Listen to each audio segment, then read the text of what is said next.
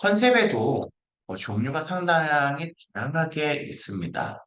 어, 방법적인, 절차적인 이야기일 수도 있는데, 컨셉을 실제 사례를 통해서 어떤 컨셉들이 있는지를 얘기를 드릴 건데, 크게 외식 컨셉트는 브랜드 컨셉트와 제품 컨셉트, 그리고 이제 표현 컨셉트, 상호, 커뮤니케이션 컨셉트 이렇게 네 가지로 크게 구분을 하고 있습니다. 첫 번째가 바로 브랜드 컨셉입니다.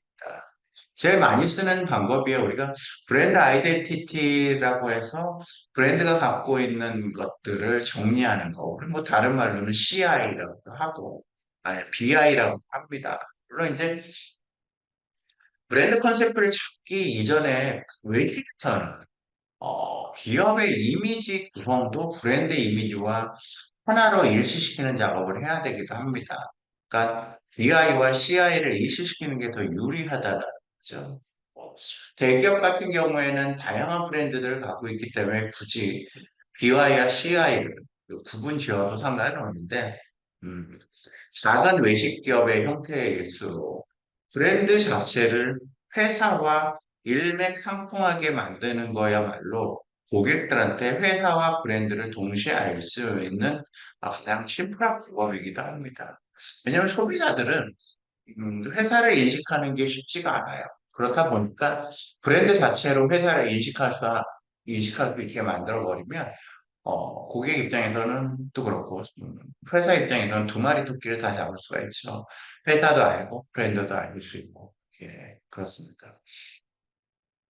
자, 브랜드 컨셉이라는 것들은 이제 소비자가 고객 입장에서 제품이나 서비스를 이용하기 이전에 가장 먼저 선택의 기준으로 삼는 게 이 브랜드 컨셉입니다.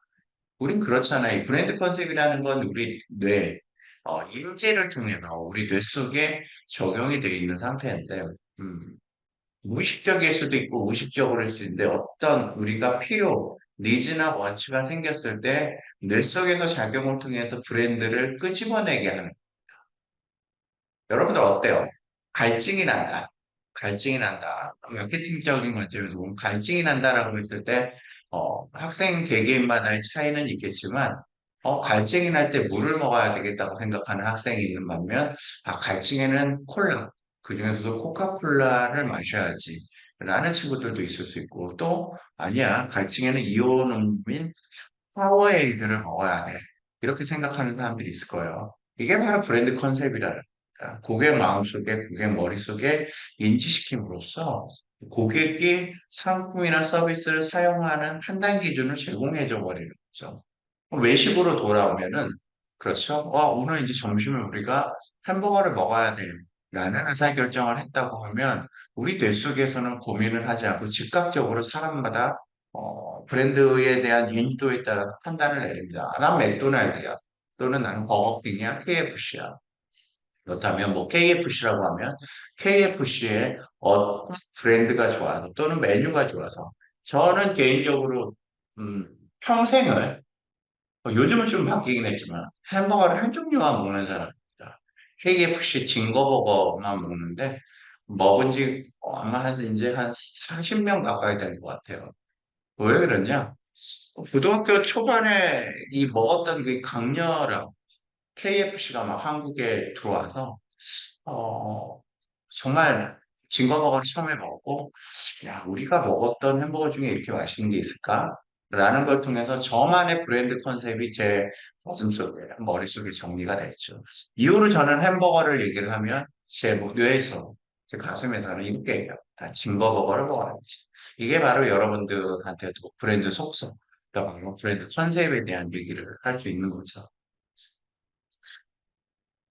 소비자들은 브랜드를 선택하는 행동을 할 때 서비스가 주는 이제 물리적 속성 또는 다양한 기능에 대한 이성적인 판단보다는 총체적인 느낌이나 브랜드 외적 요소에 영향을 받습니다. 특히 외식이 좀 더 그래요. 그러니까 제품 같은 경우에는 사람마다 다르겠지만 애플과 삼성을 비교하면 애플을 쓰는 사람들이 조금은 더 감성적이라는 얘기들을 많이 합니다. 삼성 핸드폰을 쓰시는 분들, 감성적인보다는 이제 편리함 측면에서 삼성 핸드폰을 쓰는 게 아닐까. 저는 개인적으로 애플 핸드폰을 쓸 줄을 몰라요. 너무 복잡하고 사용을 안 해봤고 또 사용하기 위한 노력도 안 했는데 애플을 쓰는 사람들한테 물어보면 애플의 디자인이나 애플이 주는 감성적인 요인들을 얘기를 많이 하고 이런 게 바로 브랜드가 소비자한테 주는 느낌이에요. 느낌, 분위기일 수도 있는데 이게 보여지는 외적 요소보다도 더 중요할 때가 있는 거죠. 그러니까 내가 원하는 브랜드의 느낌은 이런 거야. 그러니까 우리가 학교에서 공부를 할 때, 공부를 잘하기 위한 것 중에 하나는 책상이나 노트북이나 학교의 뭐 칠판이나 빔 프로젝터와 같은 시스템들이 잘 돼야 돼 있는 거죠. 그걸 브랜드 관점에서 보면 이거를 우리는 환경적인 요인이라고 얘기를 합니다. 그런데 정말로 그런 것들만 가지고 공부를 잘할 수 있을까요? 예를 들어서 내가 지금 이 공부하는 지금 우리 이 방안에서도 학생 여러분들이 참여하는 것들이 상당히 높아서 와, 이 안에서 내가 배워갈 수 있는 것들이 많아. 라는 것들을 총체적으로 느낄 수 있을 때, 분위기라고 하죠. 이 분위기가 업이 된다 하면 그 분위기에 따라서 우리는 공부에 대한 효율이 높아질 수 있어요. 이걸 바로, 총체적인 느낌의 다른 형태로 표현할 수 있고, 영어로는 앰모스피어라고 얘기를 할 수가 있는 거죠. 브랜드에서도 그렇습니다.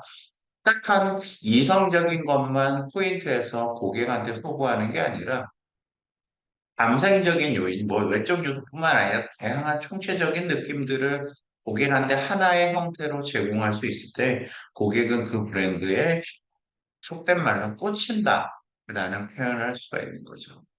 전 여전히 마케팅 전문가로서 이런 고민을 가끔 해요. 도대체 왜 현재 10대나 20대, 심지어 초등학생들도 아주 매운 불닭 소스를 먹을까?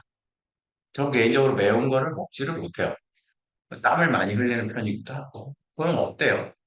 뭐 SNS상에서 서로 그것들을 먹으면서 자랑을 해서 먹는 것도 있겠지만, 그 매운 것에서 느끼는 뭐 카타르시스도 있을 거고, 다양한 분위기상 친구들이 이것들을 먹음으로써 나도 그 안에 속한다는 분위기도 있을 거예요. 이렇듯 브랜드 선택 행동에다가 집중시켜야 되는 이 브랜드 컨셉은 하나로 정리할 수 있는 건 아니지만, 각각의 마음속과 머릿속에 이 브랜드는 이렇다라는 감성적 요인을 심어줘야 된다.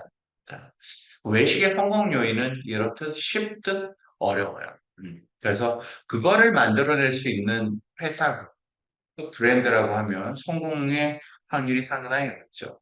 네. 자, 여기 이런 얘기도 있어요.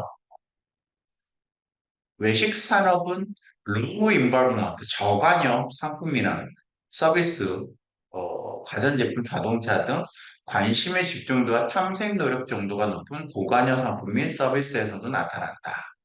이게 무슨 말이냐라고 하면 외식 산업은 저관여일까요? 고관여일까요? 우리가 그 자동차나 이런 제품들을 살 때는 고관여합니다. 상당히 많은 고민을 통해서 의사결정을 하는데 그렇다면 외식은 저관여일까요? 생필품을 사는 것처럼 즉시 뇌 속에서 이 제품을 사야 돼. 꼭 그렇지만은 않다라는 얘기예요. 브랜드 컨셉에서는 저관여 쪽으로 얘기를 많이 하지만 모든 외식 브랜드가 다 저관여는 아닙니다. 브랜드 중에서도 레토랑의 뭘까요? 그러니까는 상당히 고가격의 레스토랑 같은 경우에는 고관여 쪽으로 속하는 경우들이 많아요. 한 끼 식사가 30만 원, 40만 원, 50만 원이 한다고 하면 우리 뇌 속에서 즉각적인 반응을 통해서 브랜드를 선택하는 것도 있겠지만 다양한 경로를 통해서 브랜드를 인지하기 위한 노력들을 함으로 인해서 외식은 저관여일 수도 있고 고관여일 수도 있다라는 얘기를 드릴 수 있을 것 같습니다. 예. 소비자들이 브랜드를 평가할 때는 브랜드가 갖고 있는 여러의 속성들을 하나하나 비교해 보지 않습니다. 옆에서 얘기했죠. 브랜드가 갖고 있는 속성, 오늘 이제 컨셉에 대한 얘기를 하는데 컨셉이 갖고 있는 속성들이 상당히 많은데 얘를 하나 비교하지는 않는다는 거야. 그렇게 보면 저관여에 가까울 수 있겠지만 어, 자동차를 살 때는 우리 그렇게 안 하죠. 핸들을 잘 돌아가는지, 바퀴의 사이즈는 어떤지, 창문의 형태는 어떤지, 모양은 어떤지, 속도는 어디까지 나는지, 연비가 어떤지 등등 각각의 속성들을 다른 차와 다 비교를 함으로써 내가 생각하는 차량을 고르는데 외식 소비자들은 여지까지는 물론 이제 보관료의 높은 가치를 줄 수 있는 브랜드를 선호할 때는 제외한다면 대다수의 우리 주변에서 식사를 하기 위한 브랜드를 찾을 때의 속성들을 보면 이 속성들을 비교 검토하지 않는다는 거예요. 속성을 비교 검토하지 않고 바로 종합적인 판단, 그러니까 통해서 이 의사결정을 하게 된다. 그렇죠? 그렇죠? 오늘 뭐 먹지? 우리 이런 얘기 하잖아요. 오늘 뭐 먹지? 그러면 즉각적으로 대답들을 하죠. 오늘 뭐 먹을까? 그러면 일부는 뭐 그냥 햄버거 먹을래, 한식 먹을래, 중식 먹을래 이렇게 얘기를 하겠지만 대답과 즉각적으로 대답을 하는 거는 브랜드가 갖고 있는 메뉴입니다. 김밥 먹을 거야, 삼각김밥 먹을 거야, 야채김밥 먹을 거야 이런 식으로 이 얘기를 한다는 거죠. 소비자들은 왜 이 브랜드 컨셉에서 이런 대답을 하게 되냐면 태어나서부터 현재까지 살아오는 동안에 겪어봤던 경험에 의해서도 이러한 판단을 하게 됩니다. 경험. 브랜드는 서비스와 마찬가지로 경험에 의해서 우리한테 순파지기 때문입니다. 음식이라는 거는 평생을 먹으면서 경험을 통해서 우리 뇌에 축적이 되는데 어떻게 축적이 됩니까? 음식을 먹었을 때의 시, 누군가 먹었을 때의 환경적인 요인으로서 맛을 새롭게 자각할 수도 있는 거고 또 그 음식을 먹었을 때의 특별한 환경도 있을 수 있죠. 어머님이 최초로 해주신 음식.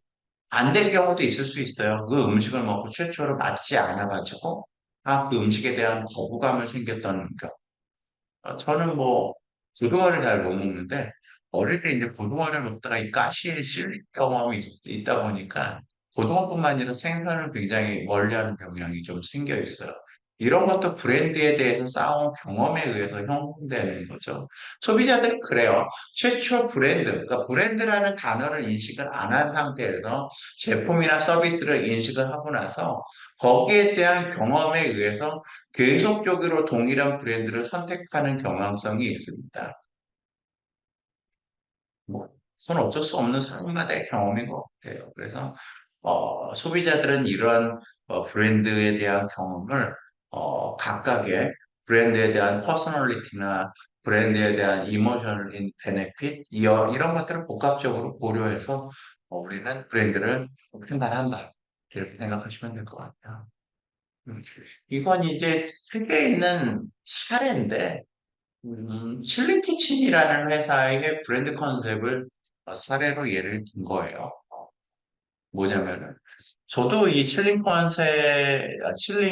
키친이라는 회사를 아주 잘 알지는 못해요. 근데 이제 이 칠링 키친이라는 회사가 왜 유명하냐라고 하니까, 책에 있는 내용처럼 이 회사는 어, 그러니까는 푸드트럭이라는 것의 컨셉을 새롭게 재정립을 했어요.